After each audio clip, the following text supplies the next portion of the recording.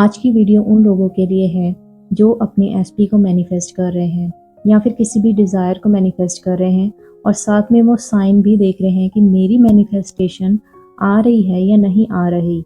Hi everyone, welcome back here. जब आप अपने एसपी को मैनिफेस्ट कर रहे होते हो तो नेचुरली आपको रीअश्योरेंस चाहिए होती है। आप बार बार सोचते रहते हो, क्या ये काम कर रहा है मेरे लिए? क्या जो मैं मैनिफेस्ट कर रही हूँ, क्या वो मैनिफेस्ट होगा? क्या वो सच में मेरी लाइफ में वापस आ रहा है? लेकिन सच ये है कि मैनिफेस्टेशन पहले आपके अंदर अनफोल्ड होती है और फिर रियलिटी में दिखाई देती है। मतलब कि आपका एसपी फिजिकली आने से पहले कुछ साइंस दिखने लगते हैं। और इंटरेस्टिंग बात तो ये है कि कभी कभी ये साइंस पॉजिटिव भी नहीं लगते आपको। कभी कभी तो ऐसा फील होता है कि वो और दूर जा रहा है, जबकि असल में वो वापस से बिल्कुल करीब आ रहा होता है। यही डिसाइड होता है कि आप टूट जाओगे या फिर ट्रांसफॉर्म हो जाओगे। ये जो फेस होता है ना, इसे ही एक तरह से डार्क नाइट कहा जाता है। ये एक बुरा दिन नहीं होता है, ये एक डीप फेज होता है जहां आपका अंदर से सब कुछ ही हिल जाता है। लेकिन इसी फेज में आपकी आइडेंटिटी भी शिफ्ट होती है। पहले आपका स्टेट चेंज होता है, जो आप अपने बारे में मानते हो, जो अजम्पशन है आप रखते अपने लिए। फिर धीरे धीरे आपका फोकस और अटेंशन उन चीज़ों को नोटिस करना शुरू कर देता है जो आपके नए वर्जन से मैच करती है।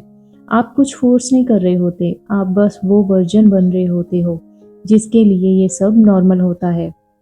इस प्रोसेस को समझने के लिए एक सिंपल फ्लो है। सबसे पहले आता है इनर स्टेट, जहां आप धीरे धीरे शांत फील करने लगते हो। ओवर थिंकिंग आपकी कम हो जाती है। बार बार उनके सोशल मीडिया पे मैसेजेस चेक करने या स्टेटस चेक करने की अर्ज जो होती है आपको, वो कम हो जाती है। और आपके थॉट्स नेचुरली उस एंड सीन के साथ अलाइन होने लगते हैं जहां पर आप दोनों ऑलरेडी कनेक्टेड हो। फिर आता है बिहेवियर का शिफ्ट, जहां आप वैसे डिसीजन लेने लगते हो जैसे कि आपका फ्यूचर सेल्फ लेता है। आपका टोन जो है वो सॉफ्ट हो जाता है, आप प्रेशर छोड़ देते हो और आपके ड्रीम्स भी क्रेविंग की बजाय रिलीफ वाले हो जाते हैं।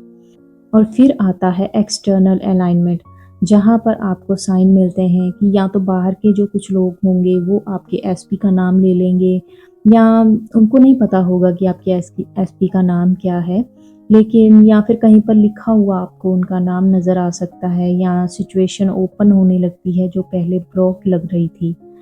जब आप क्लोज होते हो अपनी मैनिफेस्टेशन के तो कुछ स्ट्रॉन्ग साइंस आपको दिखते हैं, जैसे कभी आपको क्लियर ड्रीम्स आएंगे जहां पर आप दोनों कनेक्ट करते हो और आप उड़ते हो एक शांत सी फीलिंग के साथ। इसका मतलब होता है कि आपका subconscious already and state rehearse कर रहा है। कभी बिना किसी रीज़न के ही आपको अचानक से प्यार या फिर शांति फील होगी, जैसे अंदर से आपको वार्मथ आ रही हो, या ये सिग्नल होता है कि आपका नर्वस सिस्टम नए वर्जन को एक्सेप्ट कर रहा है। कभी बार बार उनका नाम सामने आएगा, कोई सॉन्ग या फिर प्लेस रिपीट होगी जहाँ पर आप रुक जाते थे, या कोई सॉन्ग उन्होंने आपको भेजा होगा। ये कोइंसिडेंस नहीं होता है, बल्कि अलाइनमेंट होती है। कभी दूसरे लोग कैजुअली उनका मेंशन कर देंगे नाम, और कभी सबसे स्ट्रॉन्ग साइन होता है जब आप कब वाला क्वेश्चन पूछना बंद कर देते हो। और सबसे स्ट्रॉन्ग साइन तो ये होता है कि जब आप ये कब होगा, ये कब मेरा एसपी वापस आएगा, ये पूछना बंद कर देते हो। ये वाला साइन सबसे स्ट्रॉन्ग होता है, क्योंकि आपको फिर ये वाले क्वेश्चन से कोई फ़र्क नहीं पड़ता है कि मेरी डिज़ायर कब पूरी होगी। लेकिन यहाँ एक इम्पॉर्टेंट बात समझनी बहुत ज़रूरी है आप लोगों के लिए। हर चीज़ साइन नहीं होती। मैं ये नहीं बोलती कि हर चीज़ को ही आप साइन लो कि हाँ मेरी डिज़ायर पूरी हो रही है। इसलिए खुद से 4 सवाल आपको पूछने हैं कि क्या ये देखने के बाद मेरी अर्जेंसी कम हुई है? क्या मैं फिर भी स्टेबल रहूँगी अगर और साइन मुझे नहीं दिखे तो? क्या ये मेरी आइडेंटिटी से मैच करता है या सिर्फ मेरी क्रेविंग से? और क्या मुझे अब कोई छोटी हेल्दी एक्शन लेने का मन हो रहा है? अगर इनमें से 3 का आंसर हाँ है तो ये रियल सिग्नल है, वरना बस नोटिस करो और आगे बढ़ जाओ। आपको साइंस ही नहीं देखते रहना है। ये सिर्फ मैं आप लोगों को बता रही हूँ कि अगर आपको साइंस दिखते हैं और आपके मन में आता है कि मुझे आज अपने एसपी का नाम दिखा, या फिर किसी सॉन्ग में सुनाई दिया, या फिर कोई भी आपको साइन मिला है, तो आप उसके पीछे मत पड़ जाओ कि मुझे ये साइन दिखाई दिया है। आप उस साइन को पॉजिटिव लो और आगे बढ़ जाओ। इतना सोचने की ज़रूरत नहीं है। आप उसको एक अलग ही मीनिंग दे दो। बहुत से लोग यहाँ पर गलती ये करते हैं कि हर कोइंसिडेंस को वो डेडलाइन बना लेते हैं। इतनी हैवी प्रैक्टिस करते हैं कि वो थक जाते हैं, या फिर वो बाहर प्रूफ ढूंढने लगते हैं। टैरोट देखते हैं, रीडिंग्स वगैरह जो यूट्यूब पर आती हैं। मुझे तो इन पर कोई विश्वास नहीं है, लेकिन आप जो लोग देखते हो, वो जो टैरोट रीडिंग है, वो हमारे ही थॉट्स होते हैं। एस्ट्रोलॉजी जो होती है वो हमारे ही थॉट्स होते हैं। जैसा आप सोचोगे वैसे ही आपकी किस्मत वहाँ पर आएगी। या कांस्टेंट आप चेकिंग करते रहते हो कुछ ना कुछ कि हाँ मुझे कुछ मिल जाए, मुझे कुछ ऐसा साइन मिल जाए जिससे मुझे पता चले कि मेरी डिज़ायर जो है वो आ रही है, और जो मैं कर रही हूँ प्रोसेस उसे मैनिफेस्ट करने का वो पूरा हो रहा है। आप 3D में इन्वॉल्व हो जाते हो, लेकिन सच में ये प्रोग्रेस तब होती है जब आप प्रोग्रेस को लाइट रखते हो। इसलिए एक सिंपल रूटीन आप फॉलो करो।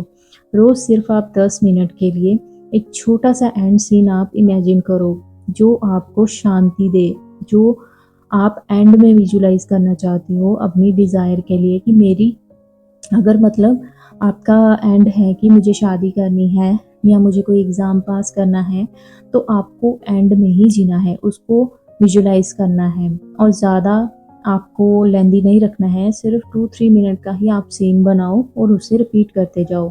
चाहे आप विजुलाइजेशन करो, सैट्स करो, थॉट्स में पास करो, सब एक जैसे हैं, लेकिन इनमें से आपको कुछ ना कुछ तो करना ही है और बार बार आपको रिपीट करना है। क्योंकि हमारा जो सबकॉन्शियस माइंड है वो रियलिटी और इमेजिनेशन में कोई फ़र्क नहीं करता है। तो चाहे वो झूठी क्यों ना हो, वो उसे सच मान लेता है। तो एक छोटा सा एंड सीन आपको बनाना है, वो मैं आप लोगों पर छोड़ती हूँ। आप कुछ भी विजुलाइज कर सकते हो एंड सीन बनाने के लिए। ज़रूरी नहीं है, अगर आपने अपने एसपी का घर नहीं देखा है या आप अपने घर में नहीं विजुलाइज कर सकते, तो आप कोई भी अपनी इमेजिनेशन का रूम जो है वो आप डिसाइड कर लो, क्रिएट कर लो। आप इसे तो क्रिएटिविटी कहते हैं। आप उसे क्रिएट करो, उस रूम को, हर चीज़ विजुलाइज करो। बेड कहाँ कहाँ पर होगा, मिरर कहाँ पर होगा, आपकी फ़ोटोज़ कहाँ पर लगी होंगी, कैसा रूम होगा, बाद में देखी जाएगी जैसा भी होगा रियलिटी में।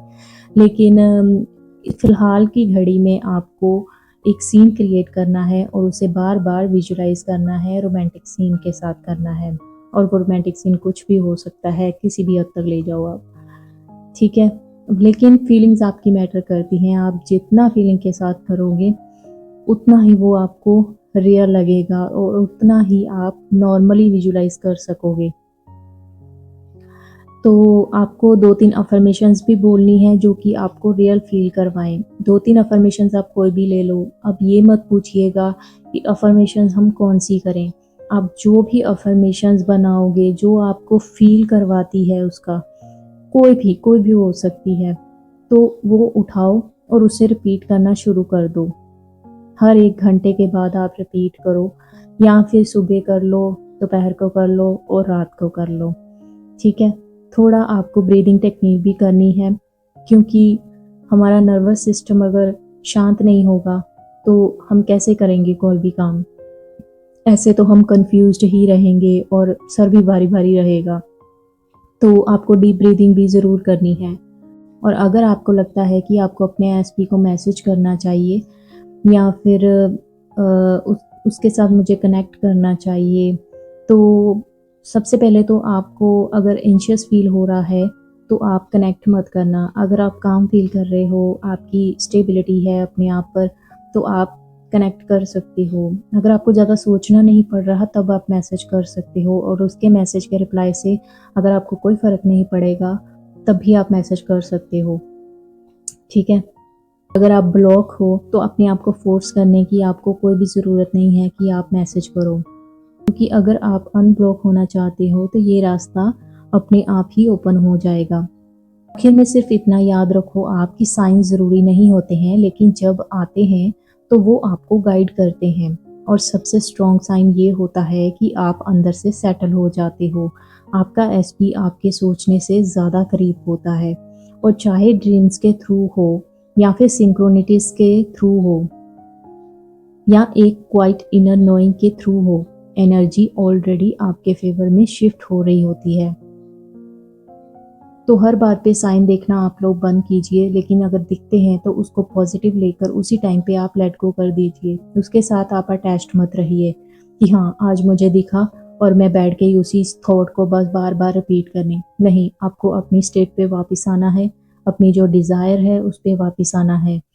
वीडियो को लाइक कीजिए और चैनल को सब्सक्राइब कीजिए। Thank you so much for watching my video.